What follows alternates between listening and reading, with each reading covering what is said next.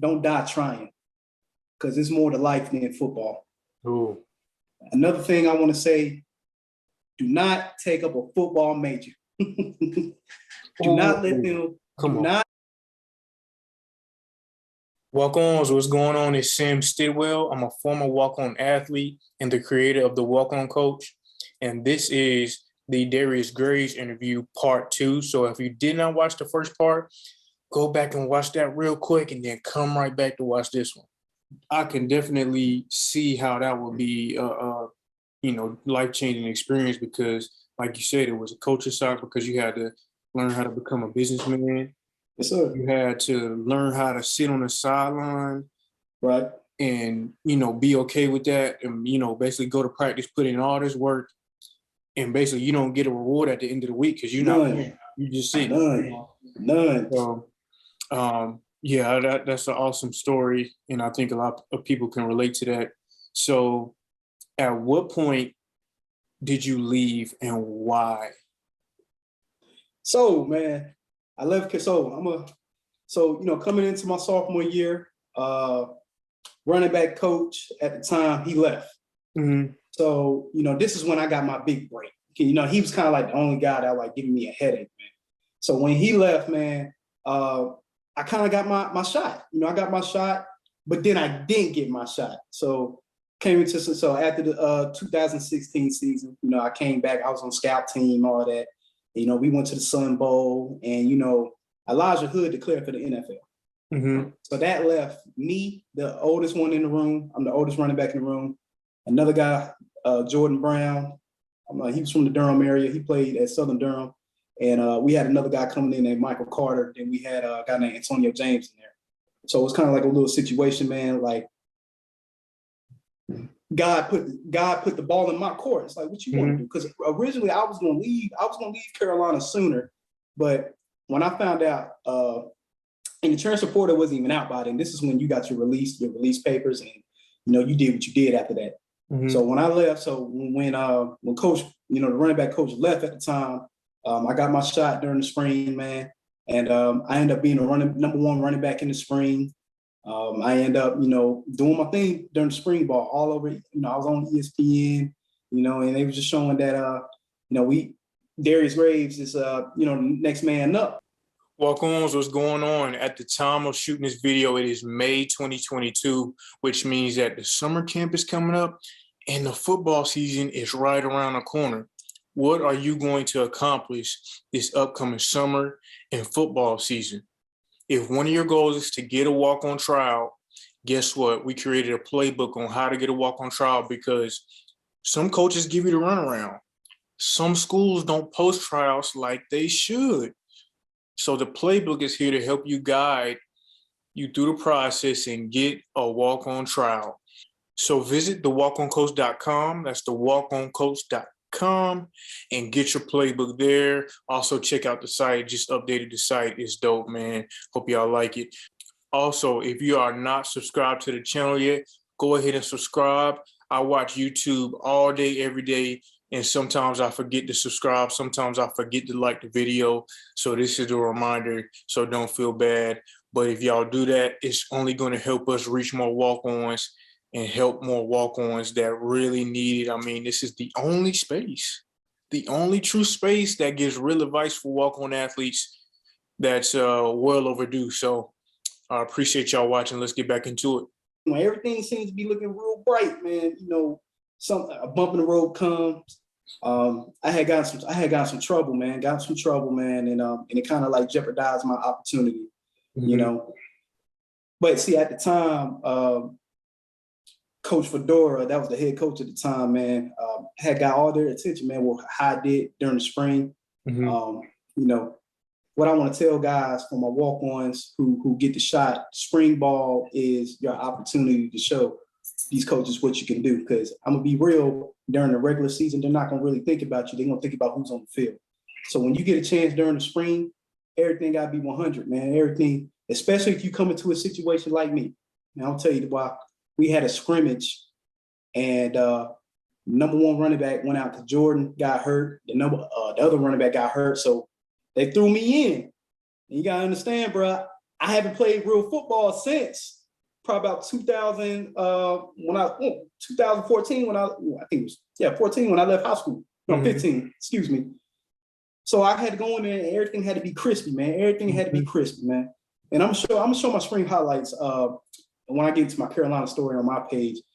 So I ended up leaving Carolina because I was in my feelings. You know, I was told that I had to sit down talk with Coach Fedora, and you know, and he told me that they didn't trust me as a starting running back coming into the 2017 season. Now, at the time, if you talk to Darius at the time, I was an emotional dude, and football was everything to me. So when somebody tells me that I'm not that, or I'm gonna take it in my consideration, well, I could go somewhere else and start, you know? And that's not the way to be, man. That's not the way to be. When a coach downs you, or when a coach, sometimes you gotta look at that. He probably wants better for you, you know, or he probably sees something in you and he wants you to be a dog and go prove him wrong. You gotta earn your keep out here, man. You just can't run. And my problem was I like to run from situations. I never fought it out. I tried to run. And when I left Carolina, I ran into a situation where, you know, I couldn't get out of. So when I left, I got my, you know, my release papers. I asked to be transferred, and they gave me the release papers, man. And I couldn't find, I didn't really find no school to go to. So I had to go back to Carolina, finish out my, finish out the semester.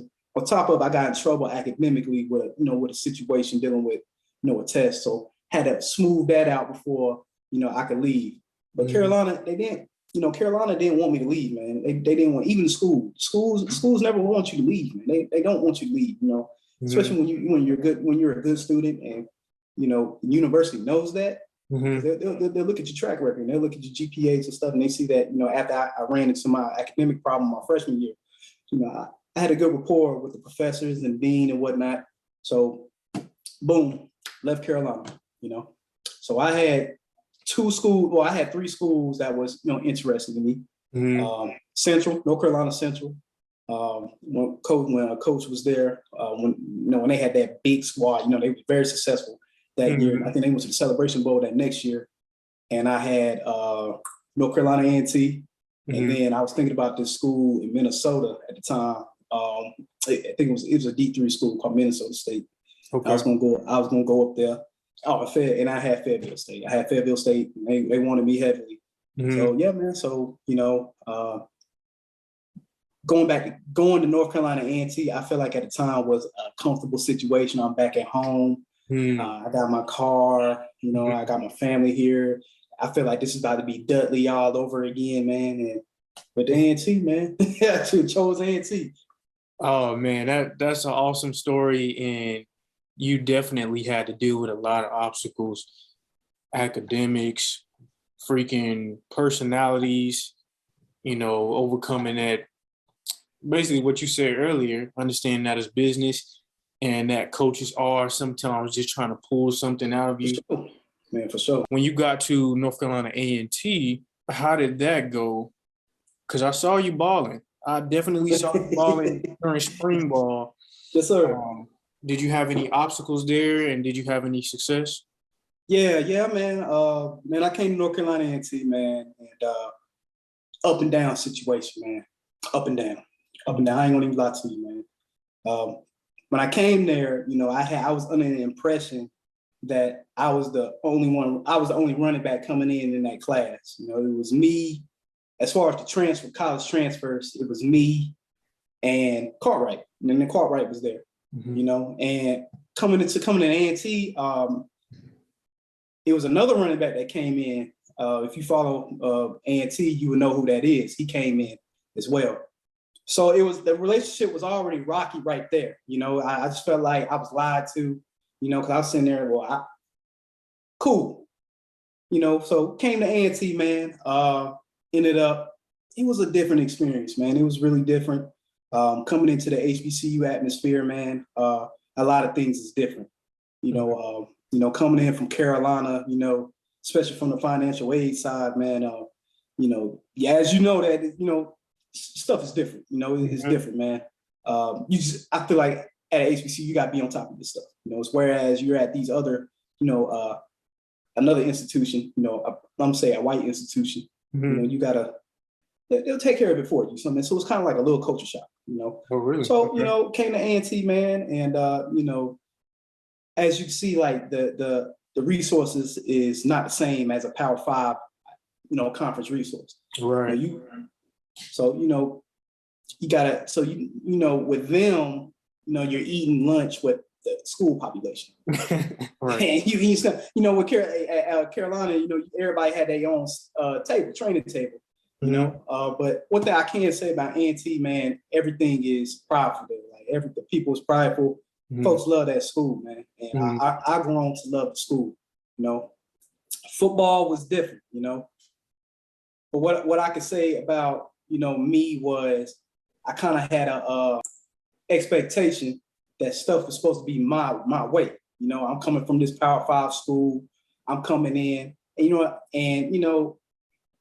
it didn't turn out that way.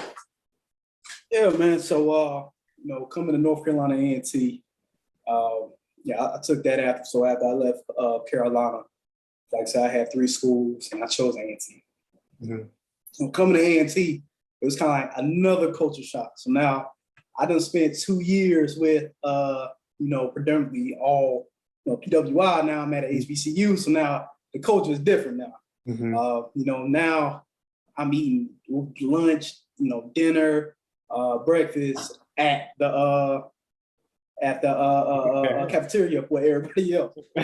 So at Carolina it was like every sport had a different training table. I'm not sure about I know basketball and football, they had their own facilities for that.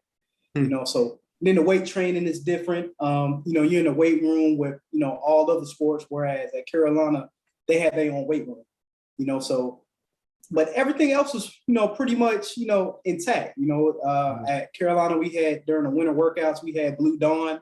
At A&T, they had winter workouts as well. You was just in court. I think it was a court. Yeah, it was court. It was Corbett. Corbett. Was it Corbett? Okay.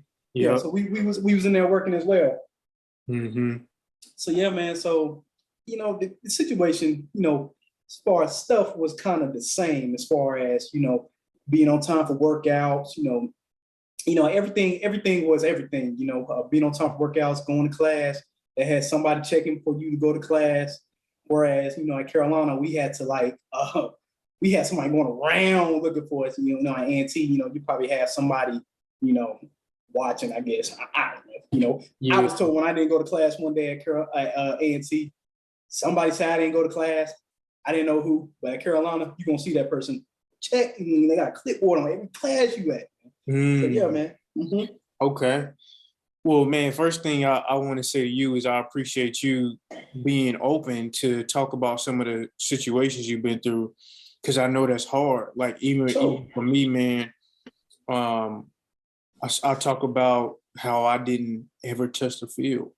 And like us, I mean, I know you understand, like for us that, we were in high school balling, middle school balling. So everybody's expecting you to be a great football player, and then you get to college and it's basically embarrassing.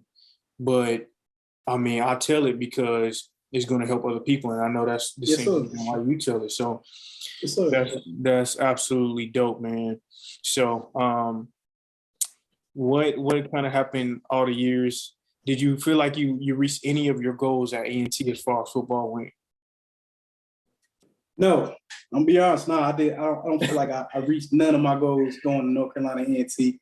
As far as on the football side, that's because I didn't set out to do what I wanted to do. Don't really got to get into all the specifics and the politics behind all that. I think for me and you know what it was. Absolutely. But hey, man, and you got to understand this. For my young guys, man, when things start to get hard out of nowhere, it kind of tells you that it's something else out there for you to do. So, I just fought an uphill battle, man. What most folks don't know was I left. So when I got to A&T and then going into the 2018 season, man, I stepped away from the program, man, because my mental health was bad.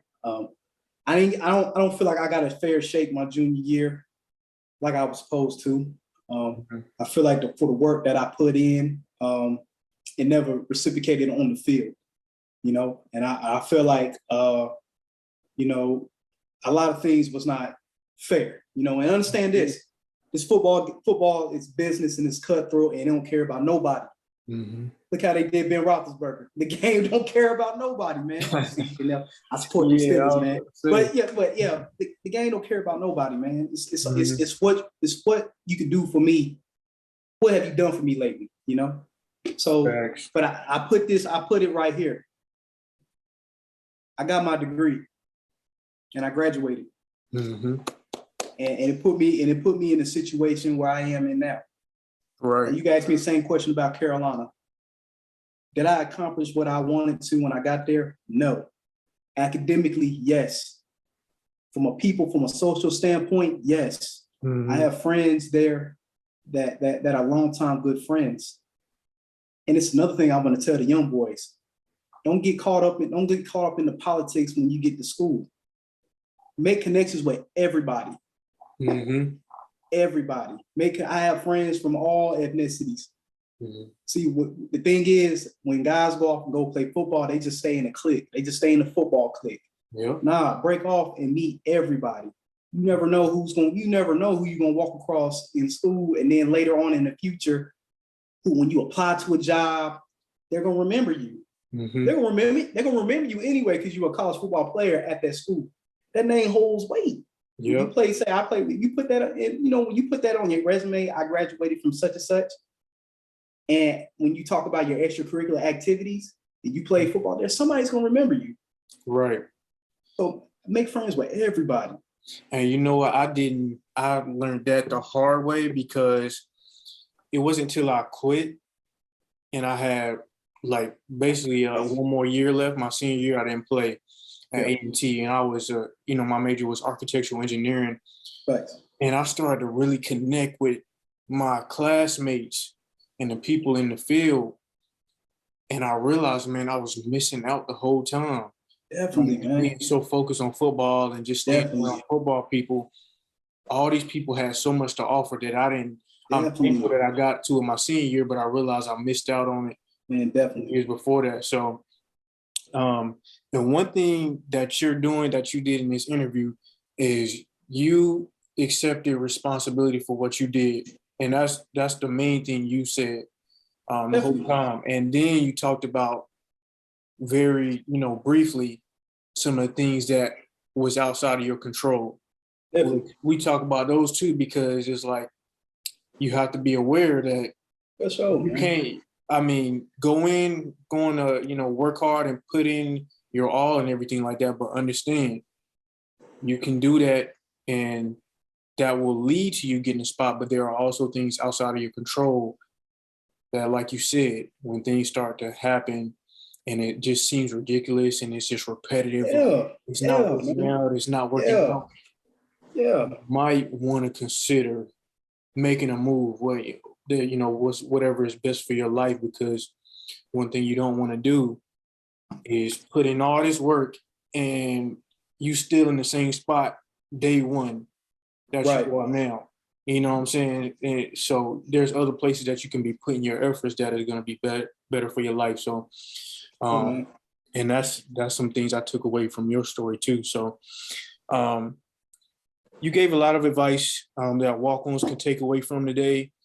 What's the overall last piece of advice you would give walk-ons? My overall advice, if you choose to walk on, whether you go to a Power 5, ACC, SEC, don't matter, man. If that's what you want to do, stick to the goal or what you want to do. Matter of fact, have a goal of what you want to do. Do you want to go to these schools and earn a scholarship? You could do that.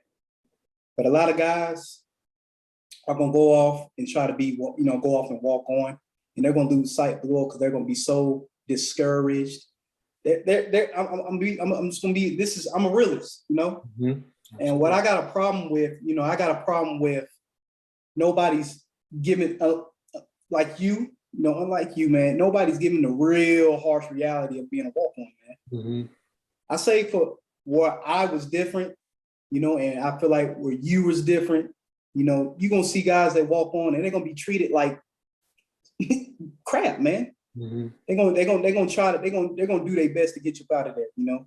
So everybody wants to see the glory side of walking on, and then they present the scholarship out to everybody, and you know, they make it this feel-good story when all in all, that guy's been sitting there for 4 years waiting for that opportunity. They don't look, listen,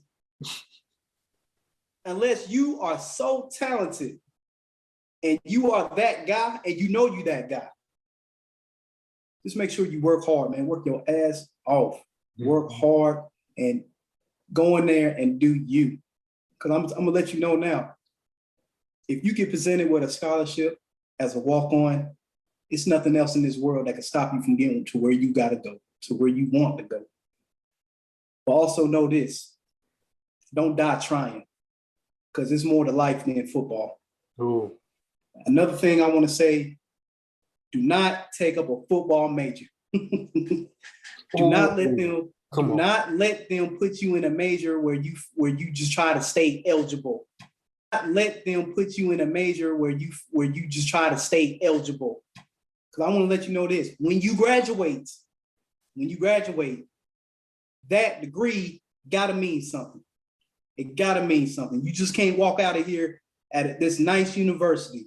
You get in as a walk-on, man. You might as well do everything that the students are doing, man. Go like my man right here got him a good engineering degree. Did that. He used the university to his benefit. Do not let the university use you. Go get a good degree. Awesome, man. Meet all the people. I say 4 things. Stay in touch with your professors. Build a relationship with your professors.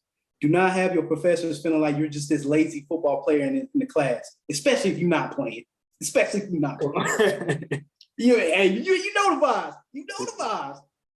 Man, build a connection with everybody on that campus, everybody that you see, because it's gonna be some negative, you know, stereotypes of football players are buttholes, man. And football players are the assholes of campus, man. Don't be that guy. Build a relationship with everybody. Build a relationship with your professors. Get a good degree while you're there. And another thing, man, have fun. Where I messed up at, I gave 18 years of football of my life, and I say the only time I was happy was when I was on the field. But I wasn't happy. I was not happy. Because at the end of the day, I just now found happiness. And I don't even have the football helmet on. I just found it. In 2022, I just found happiness. All the other years, you was asked, you see me doing my thing on the football field. I was at my lowest point in 2020. I tore my ACL.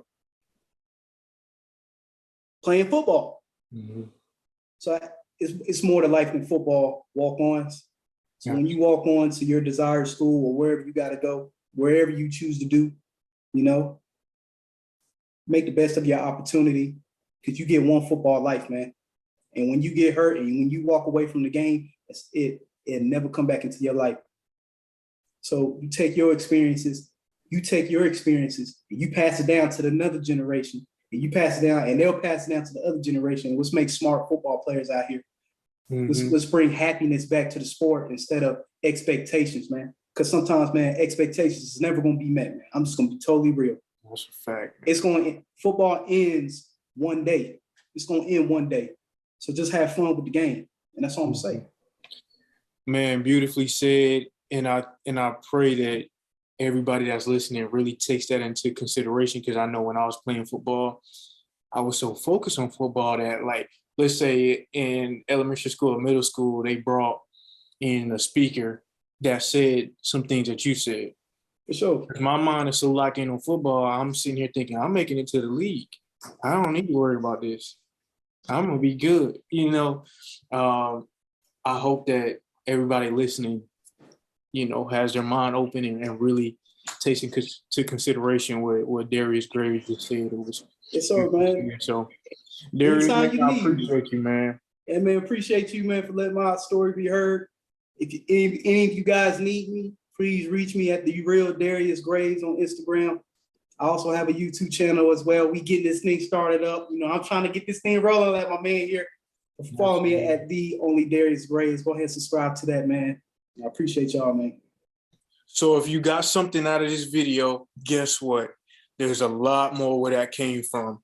Check out some of these videos right here.